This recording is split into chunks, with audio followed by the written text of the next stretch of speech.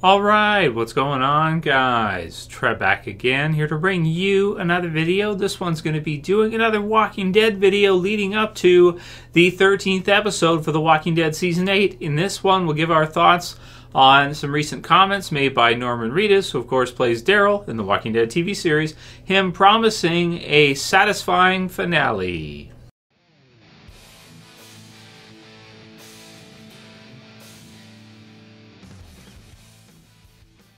And spoiler warning as per usual, if you are not caught up for The Walking Dead, which is up to the 12th episode for The Walking Dead Season 8. So we have episode 13 this weekend, and we have 3 more episodes after that, 14, 15, 16, and that's it for The Walking Dead Season 8. It's over, so we pretty much have 1 month left of Walking Dead for this year, for Season 8, and then we'll be into Fear, and we'll do lots of videos for Fear when it starts right after the finale for Season 8. So this one, I'll put the link in the description to comicbook.com. It's referencing Entertainment Weekly. So you guys can go ahead and take a look at this with Norman Reedus promising a satisfying finale. It also has a comment from Scott Gimple about the finale as well too, and it looks like it's going to be a really good one. So 4 final episodes for this season. Up until this point, I feel like Season 8 has been really great. They've done lots of crazy stuff this season, from bringing Morales back to killing off Carl, to having all of the awesomeness that is All Out War, to Simon going on a killing spree. It's been really crazy, right, this season. So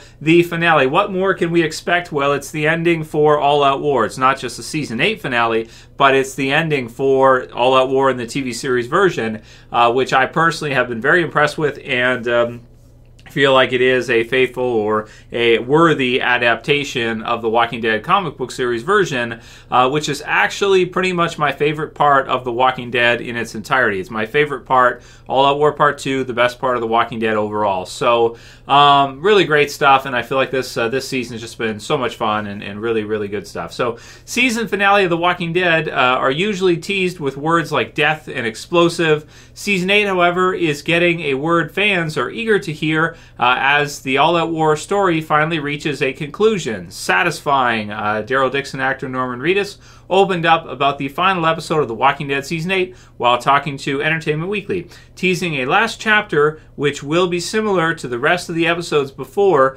it in the same season. Much of the season has been scattered across various plot lines and communities in the same episode, which might be why Reedus says there are about 4 elements of the finale that are great on their own. So there's 4 different key pieces here in the finale that can stand on their own as really great finales, it sounds like.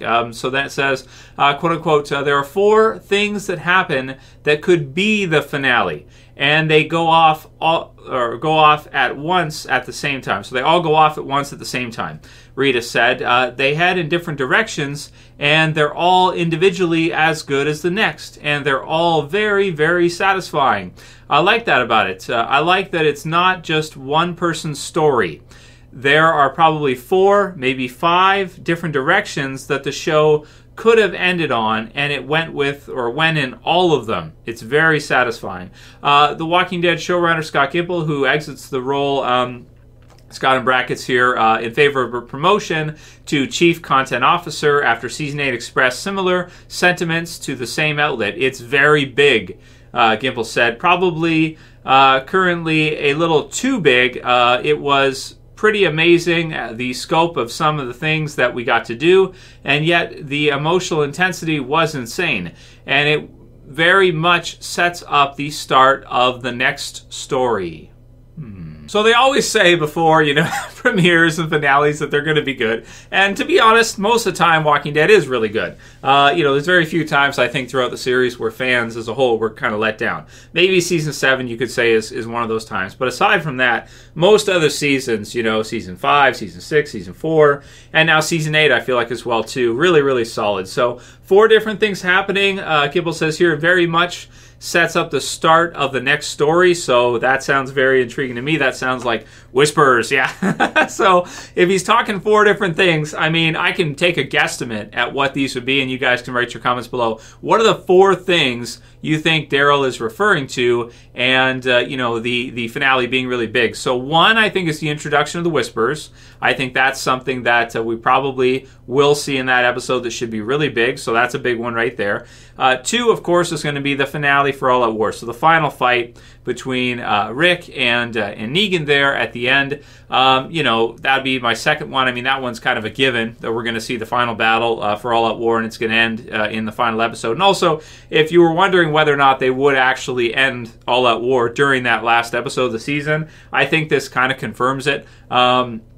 Mostly anyway. So you have Rick and Negan, you have Whispers, and then the other two is really tough. You might have a pretty big character death in there, or two, a couple big character deaths, I would think. And then aside from that, maybe just, I don't know what the last one could be. Maybe the Oceanside coming in, or I don't know, maybe everybody kind of getting together after the battle is done or something, finding out that, I don't know, maybe certain characters surviving or something that might be infected, or they might have thought was going to die. I don't know, man. We're still a few episodes out, so it's pretty hard to predict on all of them. But I think those would be some. Will the Commonwealth kind of come back in this season? I tend to think probably not, but, because we just saw them in episode 12 there.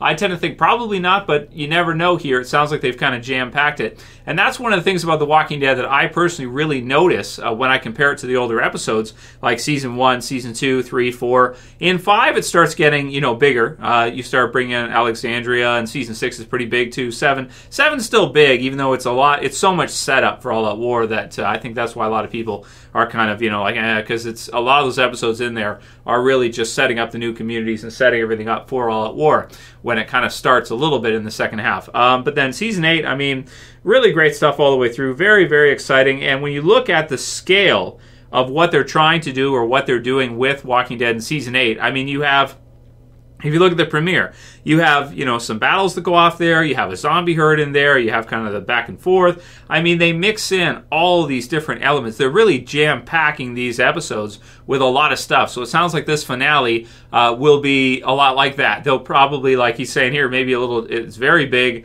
maybe a little too big. So it sounds like they're packing in so much stuff into these episodes. Maybe he's even considering here, maybe they put too much in it. Like maybe there's too much.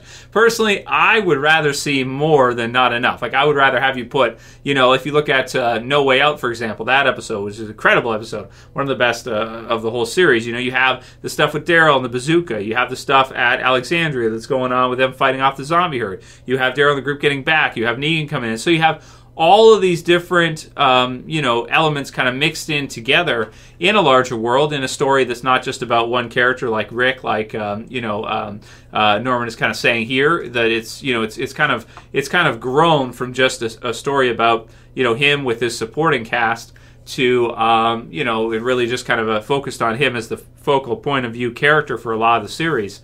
Maybe one or two others here and there too. You have him, of course, he's there, and you have Negan as well too. But then you just have all these characters from the different communities, all this stuff coming in, and man, it can make for some really cool episodes. And when you watch Season 2, especially when you look at some of those episodes on the farm and that, it's like, damn, you go through a whole episode, there's hardly anything happening. Or the Season 2 finale is like a huge zombie herd coming through, destroying, beside the dying fire is part of it. The Shane stuff as well, too, is in there with the episode prior. But you have all that. You have a huge zombie herd coming through and wrecking it, and they all kind of go off in their own direction. It's super exciting, for sure, survival horror and everything like that. But I feel like now with the series and kind of how big it's gotten, how big it's become, really, they're doing all kinds of different stuff at the same time, and that's going to be really cool to see in this finale. So it sounds like it's gonna end All Out War. It's going to set up probably next story arc with the Whispers. It's going to have some questions about that, and bring in a lot of stuff. So a lot of different elements to Walking Dead right now, and a bigger story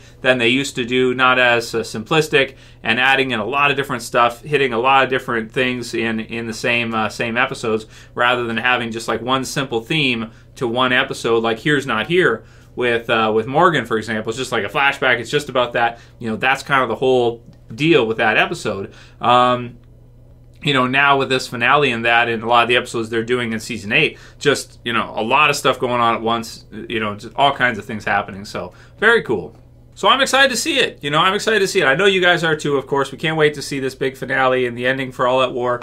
It should be really great. And, I personally, Season 8 it really is one of my favorite seasons. It's probably going to go down. We'll see how it wraps up here near the end.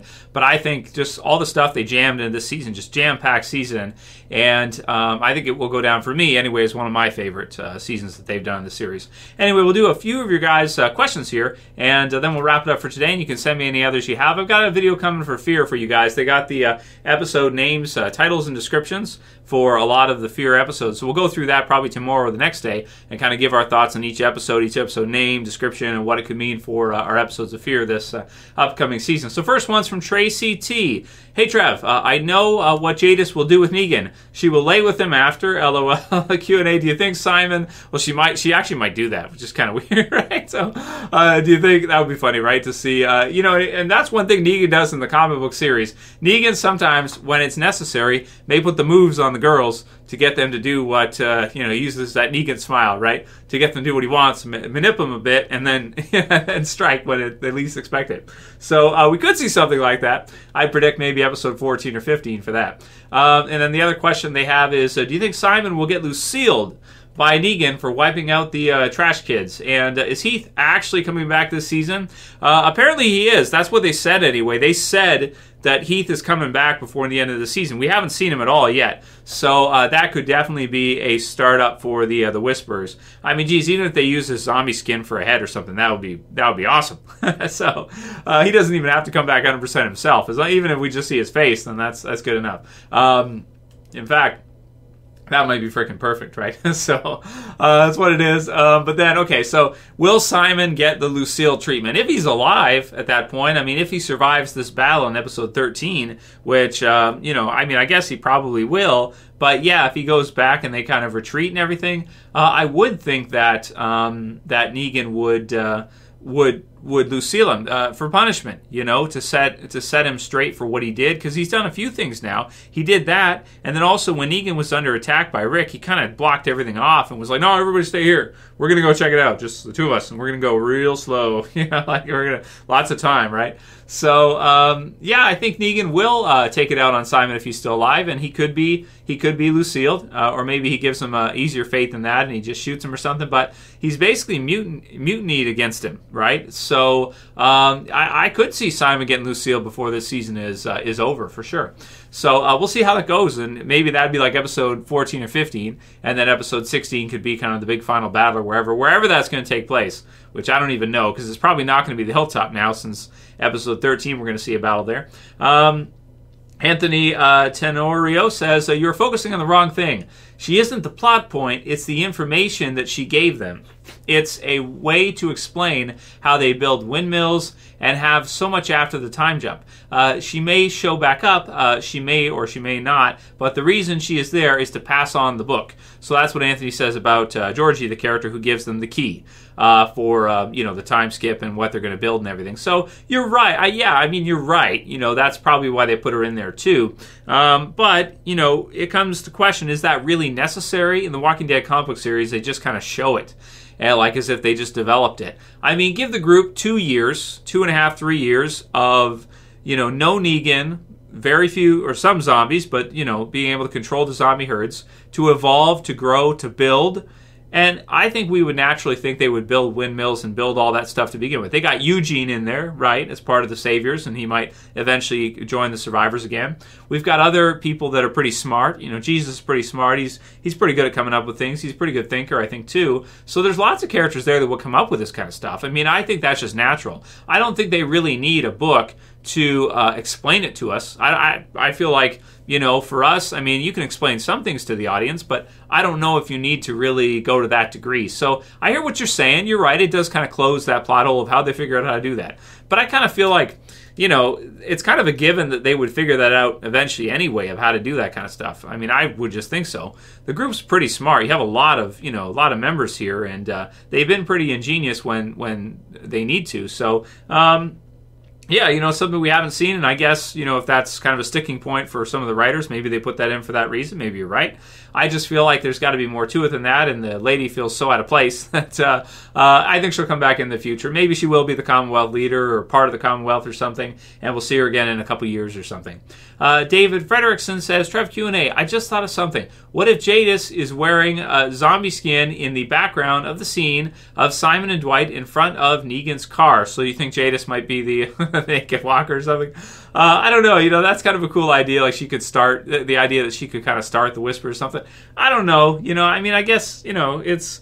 I tend to think probably not. You know, we haven't seen the actress who I'm thinking could be Marie Bello. Yeah, she was cast for the season. We haven't seen her yet, so she'll probably just end up being Alpha. To be honest, it'll probably just be her. You know, I know the fan theories are all fun, but in the end, it's probably just going to end up being her, right? So that's what it is. But we'll see. Maybe that's wrong. But you know, could Jadis do some kind of tricky tactics like that? Yeah, she kind of could. But she's so good at sneaking around anyway. She probably wouldn't need to. She's like a damn cat, right? It's like Negan, right? So Negan likes cats, yeah. So maybe she can make a, you know, I don't know, sculpture a cat Negan sculpture or something. I don't know. Pariah Sojourner says, being a cop, you would think that Rick would be a better shot, and that's true. But he can't hit Negan, right? Like we know that, right? Like Negan's running away, he's shooting at him. He can't shoot. He can't. You know, the plot just protects. You know, it's like he's shooting, but the plot itself is an invisible force field. Even if Rick shoots, the bullets are going to bounce off with the writing team and hit the wall or something. So you know, I hear what you're saying, but it's like, yeah, they can't have him just do that. It happened in the season premiere too. But it's exciting because it's like, get him, Rick, get him, Rick. Then he runs under and he slides underneath the bat. It's like, oh, this trick won't work on him again. Yeah, that's right, Rick. Awesome, get him, man. So I thought that Rick was back to his badass self in that episode. And that's part of why I love the episode 12 so much, is because not only was it awesome for Negan and everything else they did, but Rick was back to, like, you know, giving no Fs and, like, ramming the car, going after him. He doesn't care, you know, just... That was sweet, man. That was really cool. Last one will be from Captain Clown, who says, hey, Trev, what are your thoughts on them not doing a time jump because Fear is doing that, and then mixing up the Whispers and the Commonwealth storylines? Well, they are mixing up the Whisper Commonwealth storylines, at least if Georgie is part of the Commonwealth, then she's coming in before the Whispers did in the comics. So they are mixing them up and kind of including things like that, but it does make sense for them to start introducing the Commonwealth earlier. If you think about it, I did some videos on this this week, and it fits so that it feels more natural. So does the development as well too when they have the key, I suppose. You know, you could look at it that way.